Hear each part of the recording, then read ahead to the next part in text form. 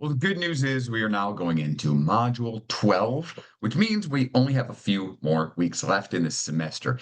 In fact, this, well, next week, okay, next week is our last new week of content. So we only have one more week of new content after this module, so that's great.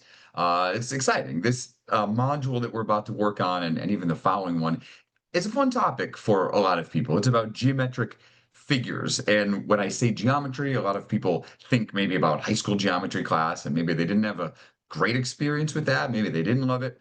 But really, the ideas, the foundations, the fundamentals of geometry are built starting at a very young age. In the early grades, kindergarten, first grade, we start laying those foundations. And so this module, and then next week's module, chapters 10 and chapters 11, they're going to be connected in a lot of ways. Chapter 10, which we're going to be focusing on this week, has a lot of new terminology in it. It's about examining geometric figures, but what they mean and analyzing them from some different perspectives.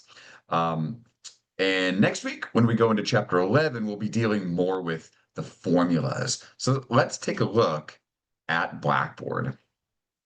So we are going to move to module 12 right here, geometric figures.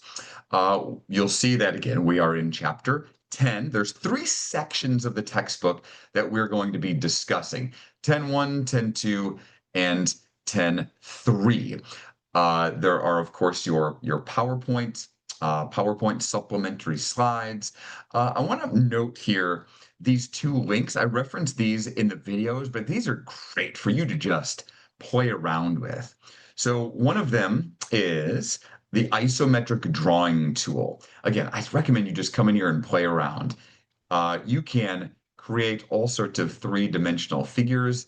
And then the great thing is you can rotate them, right? So you can really have a good grasp about three-dimensional perspective. It's a great skill to have. The other link is for Pattern Shapes Interactive app. It allows you to, again, drag and drop and play with just some basic geometric shapes and see how things might fit together, right? Kids love this sort of stuff. So again, I recommend you go in there, play around, see what they can do, so then you're able to convey that information to others someday.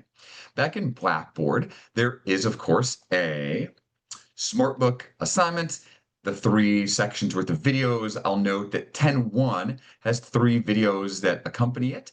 10.2 and 10.3, those each only have one video. We're not covering every single topic in this chapter, so fewer videos this week, which is always good. You have your discussion reflection, you have your connect homework problems, and we are finishing up competency test D. That is, of course, attempt number 1 is already passed. Attempt 2 is due today, Sunday, if you're watching this today. But then Tuesday of this coming week would be attempt number 3. You'll see that competency test E is coming up, not this week, but next week. So I put this preview in for you in case you have time to look at this. Test D is all about geometric figures and calculating things like perimeter, area, surface area, volume of some common geometric figures. It will be a multiple choice test. It will require that 90%. Some of the questions may even have more than one part to it. They might ask you two different things, perimeter and area, for the same example, or for the same problem.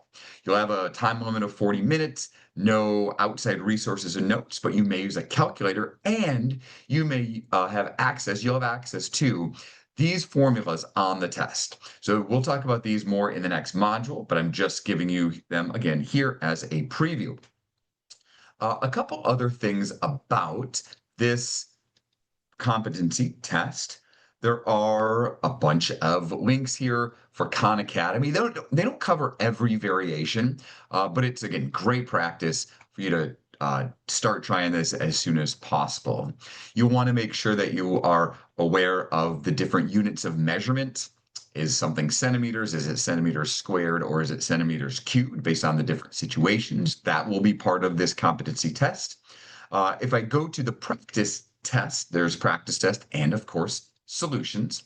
One thing of note for the practice test is that pi, the number pi, 3.14, will be part of these calculations. You want to use that exact number and not the pi button on your calculator, because again, this is a multiple choice test. I'll also ask you to round final answers to the nearest whole number. Again, that's how those answers on the multiple choice test will be stated. And again, know those units of measurement. Again, we'll talk about these more next week. I just wanted to give you the heads up.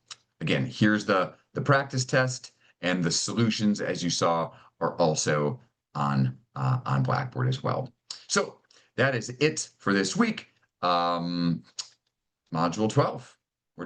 We're on it. Talk soon.